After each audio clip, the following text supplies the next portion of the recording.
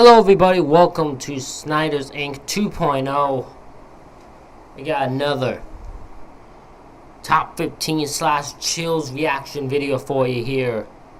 And this one is top 15 disturbing school incidents featuring Rob Dyke. We'll get right into this.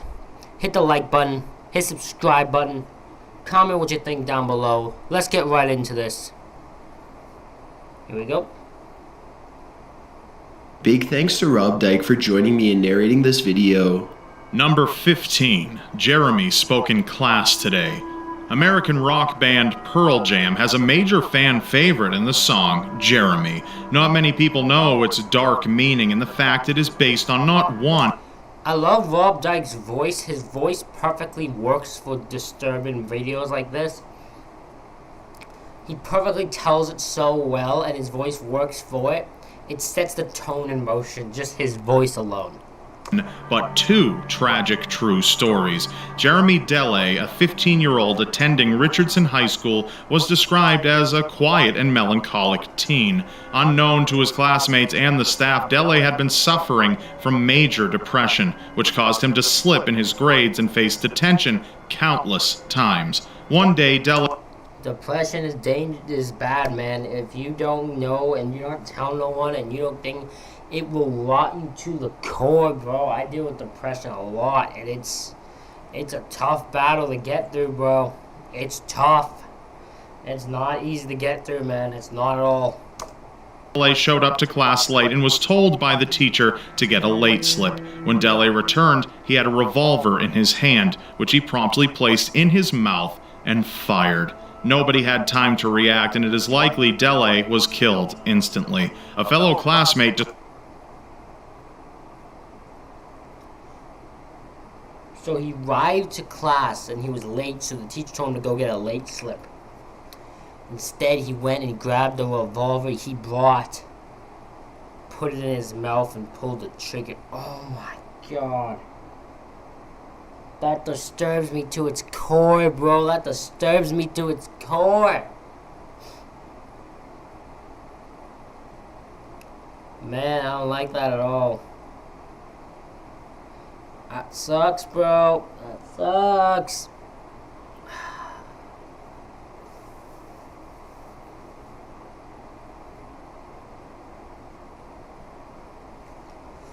Whew. That would be a disturbing visual to see if you're in the classroom. That would be disturbing as hell. Described Dele as kind and said the two would pass notes back and forth to each other during their time in school suspension. Pearl Jam singer Eddie Vedder read an article about the story and was moved to write the song. He stated years later he also had inspiration from a personal experience during his school days. A fellow classmate of his had brought a gun to school and began shooting in his oceanography classroom. While Vedder was not in the room at the time, he said he heard the shots and later found out the classmate was an individual whom he'd clashed with many times. As for Dele, his memory is forever within the lyrics of Jeremy, so now his voice can be heard. No. That's insane, dude. This video I just paused, that was fucking creepy, by the way. But yeah, that is disturbing, man. That is disturbing as hell. Number 14, Schoolyard Possession. Demonic possession is a scary but popular topic since it piques much interest. In most cases, there is one possession which usually sparks controversy, but Elsa Para Flores School in Peru saw the idea of possession happen tenfold. In May of 2016, around 20 girls attending the school began suffering bizarre symptoms, including convulsions, vomiting, fainting spells, and even foaming at the mouth. All the sufferers talked about seeing a tall man wearing black stalking them, even though no one fitting that description was around. All the girls aged between 11 and 14 were rushed to a hospital, with trucks being used to transport them quickly. A further 80 to 100 students have since suffered the same symptoms and have been rushed to the hospital. The school believes it is a series of demonic possessions from malevolent forces living in the school. Experts... Forget the fucking priest there. What are you doing? Get 15, 20 priests to that school to get the people out, get the fucking demons out of there. What do you mean you can't just leave it? Now, if that's the case, you think possession's going on. You can't just leave the school like it is. If possession going on with 100 more people are being possessed, you can't keep doing that. That's not, or you can't. You gotta stop. You gotta stop. You gotta fix your school. You don't leave the school. Fuck. Ugh. Makes me angry. Believe the children are either suffering the effects of some sort of drug or even a type of mold known to cause hallucinations and severe sickness. The same mold is theorized. That's possible.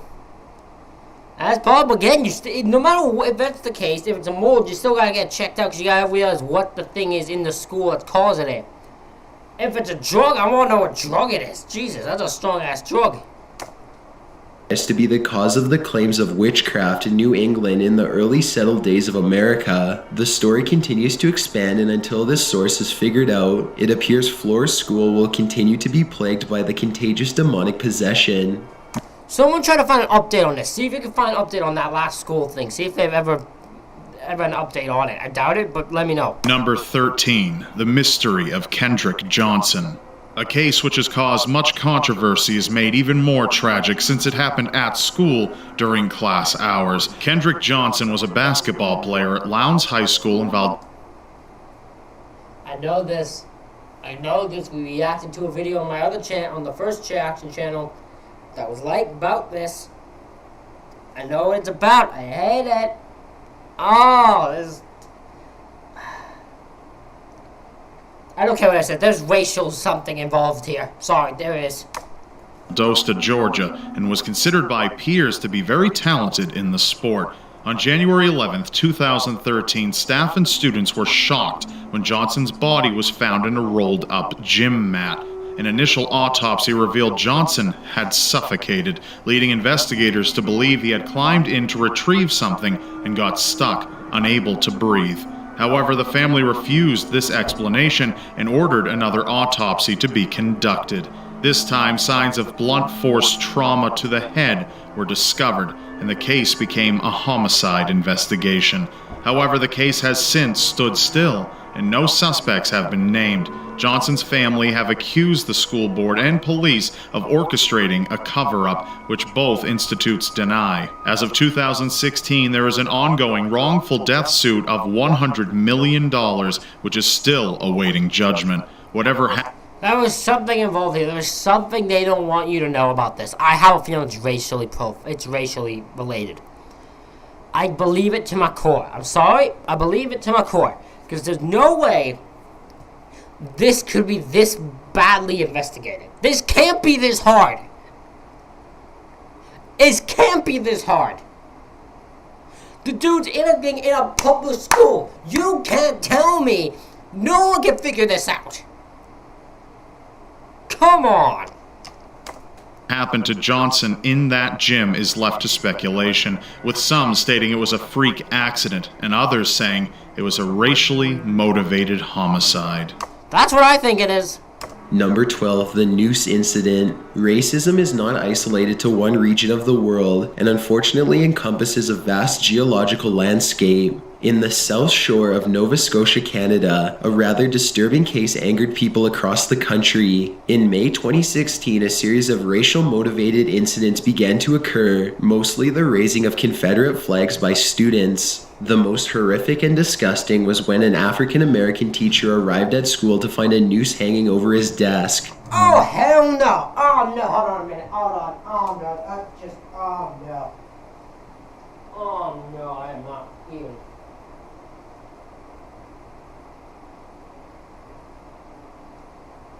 No. No. Go off. Fuck you, students. What is wrong with you? You fucked up people. That's fucked up. That's fucked up to a whole different level. You are telling, you put a noose on top of a desk or above the desk of a African American teacher for just because you want to be racist fucks. Fuck those students. Fuck them. Fuck them all. That is disgusting in every sense.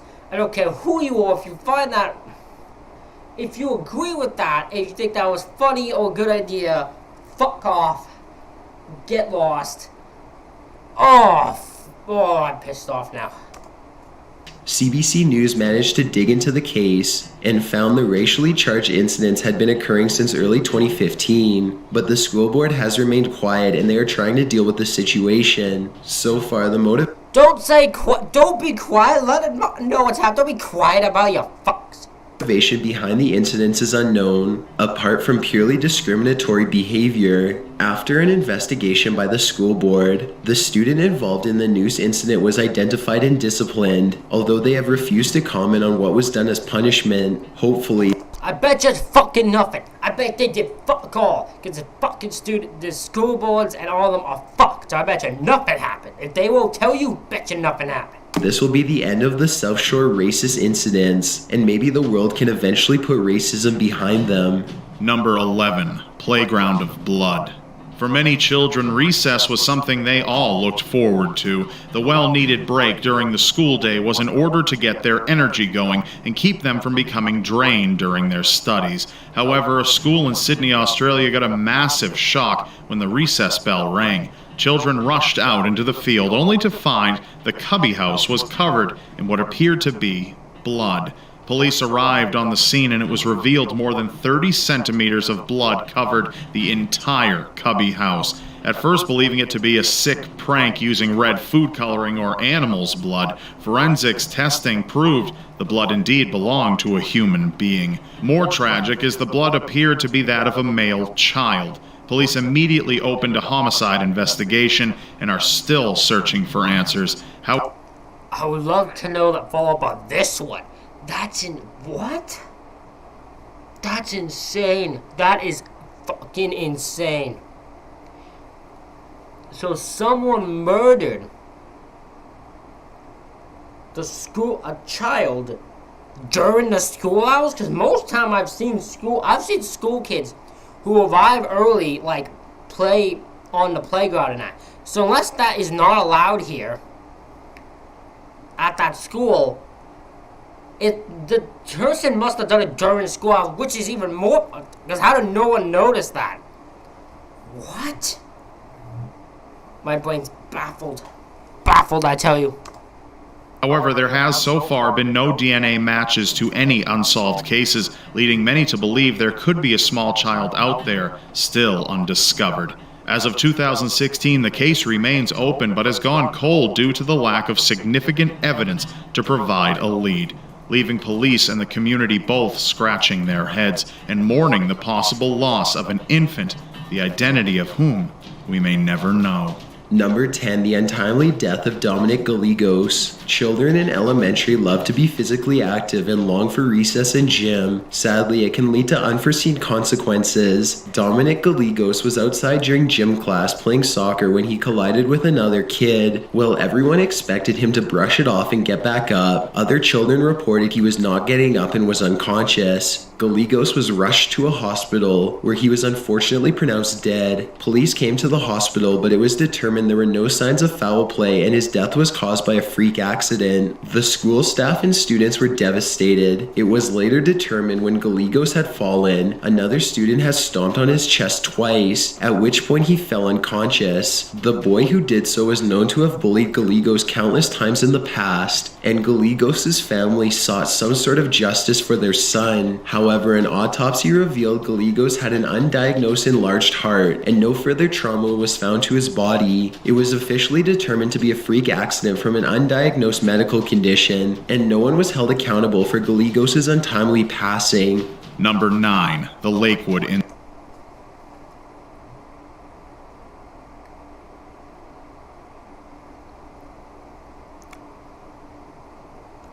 I don't want to say that, I guess. Fair enough. I mean, if no one did anything, no one's responsible. Unfortunately, it was an undiagnosed medical condition.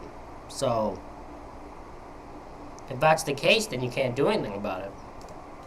Incident. It's no secret that people in high school begin to feel a range of emotions as their bodies mature. Sadly, this can lead to extremely malicious crimes. Lakewood, California is a city within Los Angeles County. In the early 1990s, a group of high school boys decided to hold a competition to see which of them could have sex with the most girls. They dubbed...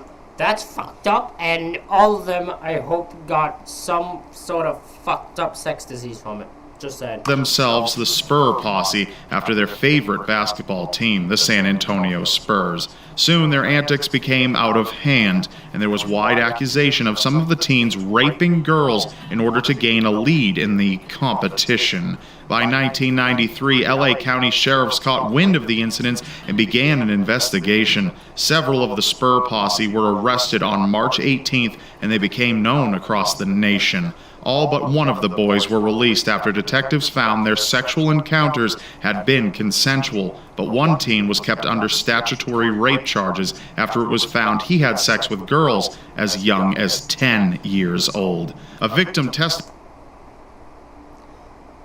Fucked up. All of them fucked up. Don't care if it's consensual or not. That's all fucked up. She found one of the teens at her window and he demanded sex, which she obliged out of fear of rumors that the boys harmed girls, who declined.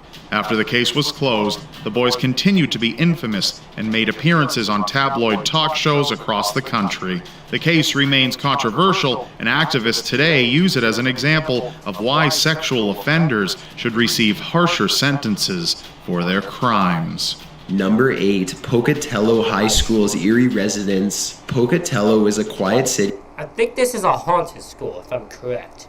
in southern Idaho, best known by the outside world for having its flag voted the worst flag in North America. However, paranormal enthusiasts know the city for the haunted Pocatello High School. Constructed in 1892, the school has a long history and rumors of violence and foul play during its existence. The most infamous incident at the school was when two students, Brian Draper and Tori Adam Kick, murdered their classmate Cassie Jo Studd. Oh!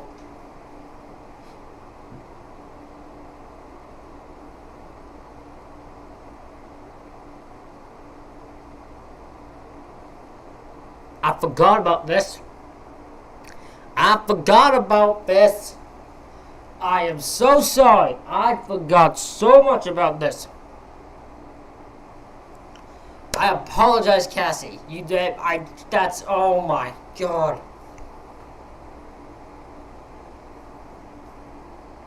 I can't believe I forgot about that case because it's happened in Pocatello High School. Oh my god.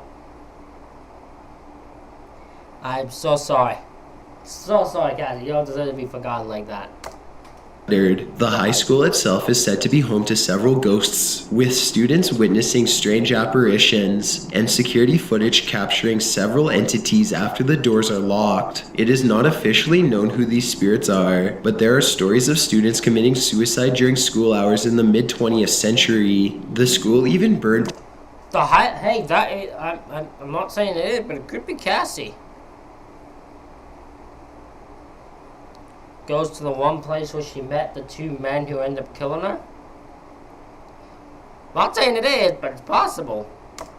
Down in 1914, but people are still searching for answers in hopes of helping the spirits come to rest. Number 7, Virginia Tech's second tragedy. The moment someone mentions Virginia Tech, we almost always remember the tragic April day when a gunman killed 32 students before turning the gun on himself. To this day, it remains the worst school shooting in American history.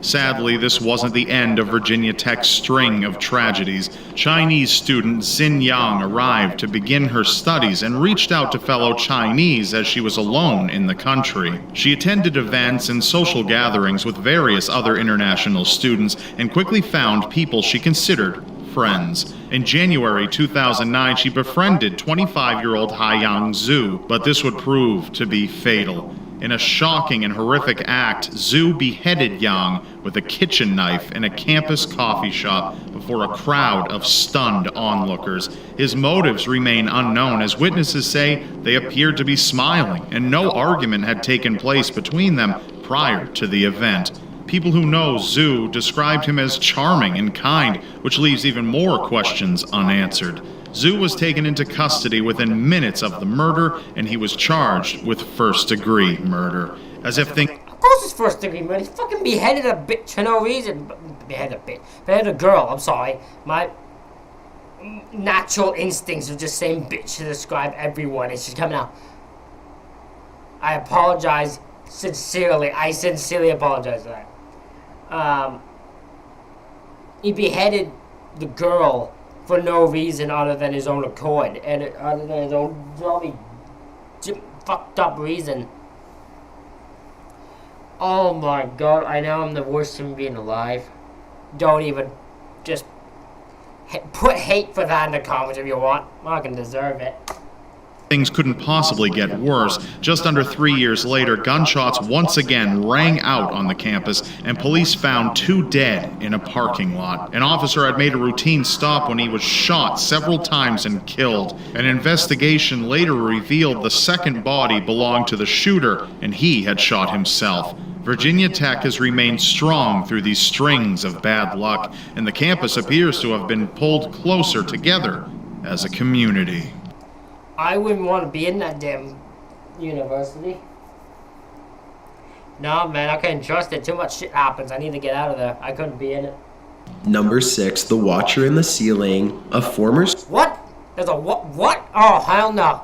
Oh, no, I don't want to hit. Oh, no. student of Westland High School in Oregon had a truly scary experience to recall on Reddit of a close encounter with a ghost. During his freshman year, the student known as Jack asked to use the restroom during class and made his way down the hall. While walking, he felt a cold breeze move past him, and his hair began to stand on end. He ignored the feeling and entered the restroom. As he was sitting in one of the stalls, he heard a knock on the stall door. He said it was occupied, but there was no answer. As he was about to brush it off again, he realized no one was in the bathroom, as he had not heard the doors open or seen feet in front of the stall. He then heard bumps coming from the ceiling and looked up, where a large hole was above him. To his horror, he saw a figure staring down at him emotionless. Despite shaking with fear, he managed to snap a photo before running to the nearby janitor's office. He said there was someone in the Oh, hell no, bro. Hell no. Let's get the shit out of me. That scared the shit out of me. That scared the shit out of me. Holy shit. That scared the shit out of me. The picture, no, it scared me. Sorry. Oh my god. Ate it. ceiling and showed them the photo. Police were called to search the building, but they found nobody there. Jack's photo is enough to give viewers chills of their own, as the figure appears to have no facial features except for the outline of a nose, ear. How can you tell that Lily knows there's an eye, there's a thing, for a mouth? This is the most blurriest photo in history. How the hell can you tell if he's... I don't like that. Don't say it doesn't have any face. You can't tell it's a blurry photo. And where eyes should be. Apart from that, it is completely white but still looks menacing. No updates from Jack have appeared since, and it is unknown if the figure was an actual person or a spirit long forgotten. Number 5, the Steubenville tragedy. By far one of the most notorious and well-known occurrences on this list, Steubenville is located in eastern Ohio. Residents, as well as the entire country, were rocked by a horrific crime in August of 2012. In the late hours of the 11th, a local high school girl, who has not been identified, was intoxicated while several of her peers sexually assaulted her. Several of the Oh, hell no. Fuck you. I hate all of you now. Everyone who did that, I hate them. Hate them. Don't ever do that to someone. It's not cool, it's not fun, it doesn't make you bad, it doesn't make you you're a spineless piece of slime. You're a disgusting son of a bitch if you do that. You're disgusting in all forms of life. You're disgusting as a man if you do that. All of them can go to hell. Participants documented their acts through photos and videos taken from their cell phones and later bragged about the acts on social media. However, two of the prime suspects, Trent Mays and Malik Richmond, who were the star football players on the school team, orchestrated a cover-up in an attempt to get away with it. But by then, word had spread. Ohio authorities obtained evidence from cell phones of those present and hundreds of texts between students discussing what had happened. The victim stated she had no memory of the events, but awoke in a basement completely naked, surrounded by Mays, Richmond, and another boy. Mays and Richmond were arrested and charged with sexual assault, and both received a 1-year sentence. Mays was released in January of 2015, while Richmond was released 1 year previously. The case has caused much outcry against rape culture, and many have said the boy's punishment was far too light. Oh, absolutely. That is absolutely light, too damn light. Fucking hell, they should be in jail for longer than fucking that. This is the stupidness of the justice system, who just fucks everything up.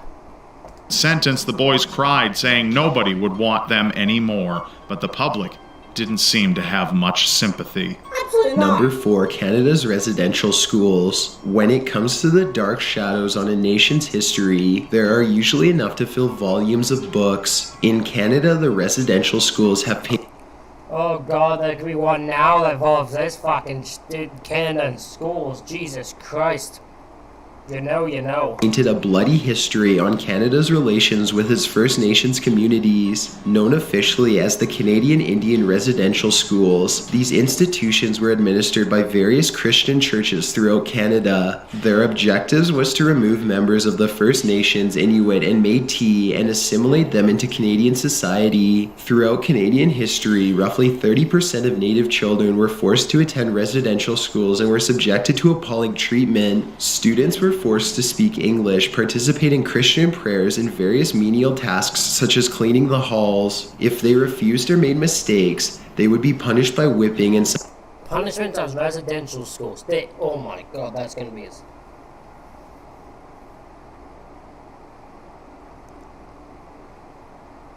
For failing the test, you get no food for a day. For not working hard enough 4 hours of extra work in school or garden.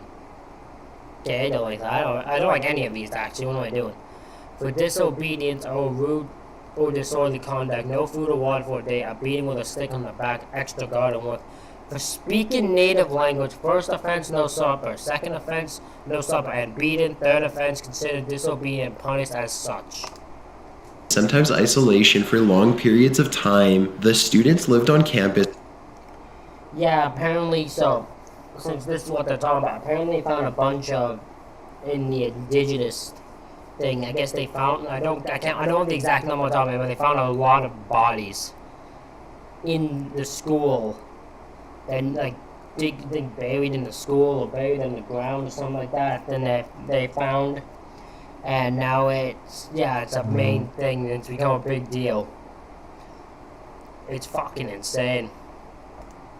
In overcrowded dorms that were not properly heated and had poor sanitation. Many did not survive their stays, and the majority who did survive suffered severe psychological issues after, leading to alcoholism and even suicide. Sexual abuse was also highly present within the schools by staff. More shocking is the last residential school closed in 1996, over 100 years after they opened and decades after the conditions were discovered, albeit the conditions were dramatically improved by then. Today, the Canadian government has made efforts to reconcile with the First Nations, Inuit, and Métis communities, with the Truth and Reconciliation Committee actively working with the different bands. In June 2008, then Prime Minister Stephen Harper issued a formal apology on behalf of the Canadian government, and since then the government is working to help improve the quality of First Nations, Inuit, and Métis people. This is still a thing they're working to do. Because just when they think something happens, they always have to consistently keep working. And it's not, I'm not blaming anyone, it's just a battle that I don't think it'll be like a never-ending thing they have to, for them to be working together. I don't think the First Nation people will ever be fully at peace in Canada, and nor really should they. although it still meets with controversy to the number 2, the Martinsville satanic sex scandal. During the 1980s and 90s, a moral panic swept across the United States with hundreds of cases of alleged sexual abuse in daycares. Many were said to be part of satanic rituals, and soon various communities were finding themselves engulfed in a mass investigation and panic. The small town of Martinsville, Saskatchewan, Canada had one of its own. In 1992, a mother alleged her child had been sexually abused by a local woman who ran a daycare center. As police began an investigation, reports flooded the station with claims of sexual abuse by a satanic cult known as the Brotherhood of the Ram. Soon, dozens of people, including 5 police officers of 3 different detachments, were facing over 100 charges. Even police were part of it. Fuck. Police need to stop being so fucking corrupt, man. This is gonna give people bad names. Fucking hell. The world just wants good police officers. Why is that so fucking hard to find? Of child molestation and sexual abuse. However, many of these charges were dropped after evidence proved the events had not taken place, but one individual was charged with molestation, albeit not to the same extent of the original. Wait, nothing was proven to prove these happened? So were they made up, or was it just a scenario where no evidence was found? Because if it's the case of no evidence, if it didn't happen, then why did so many people make the accusation for? Huh. Charges. After the local detachment became overwhelmed with the cases, an RCMP task force took over the investigation and concluded it was nothing more than mass hysteria, and investigators had mishandled the investigation with leading questions to the witnesses and praising children for giving incriminating answers. The couple who were initially accused of the abuse received. Fair enough. I mean, if the child gives away answers, that just helps you. That just gives them what they want. Police want. They should not be encouraging that. They should just be, give us the truth. Only the truth. A $924,000 settlement in 2004 for emotional and personal damages as a result of the claims. It goes to show just how much a rumor can spread and the drastic effect it can have on the lives of people. Number 1. The Mecca Girls' School Fire. Saudi Arabia has been known for having a controversial human rights record and a strict religious code known as Sharia law. In the city of Mecca, considered the center of the Islamic world, a major incident caused outcry across. Where is this? This Saudi Arabia, probably? I don't know, I'm just curious. The globe. In the early morning of March 11th, 2002, a fire broke out at the Mecca Intermediate School number 31. As teachers and children ran for the exits, members of the religious police, or Mutaween, prevented several girls from exiting the building to safety because they were not properly covered, and there was a risk of male emergency personnel coming into contact with them. As a result, 15 girls perished in the fire, 9 of whom were Saudi. That's fucked. Oh, come on. I know you're like, they have their religious thing, and I know that, but it's their life or death. Fuck off with it. Fucking hell, Saudi. Fuck off. And the rest from Chad, Egypt, Guinea, Niger, and Nigeria. While an inquiry found that the Mutaween had in fact not interfered until the situation was under control, witnesses claim they were there in full force and not allowing girls to leave the school. This was not the last incident of such matter. In 2014, a female student at a Saudi university was denied access to proper medical care because the advanced medical assistants were male, thus resulting in her death. As a result of this and the school fire, activists have called for sanctions against Saudi Arabia until they improve their civil rights record. Thank you. Yes, Saudi is fucked. Saudi is absolutely fucked in every single way. I don't care if people Saudi see this and that. I don't care. They're fucked up. I don't know. I'm gonna guess probably not much has changed.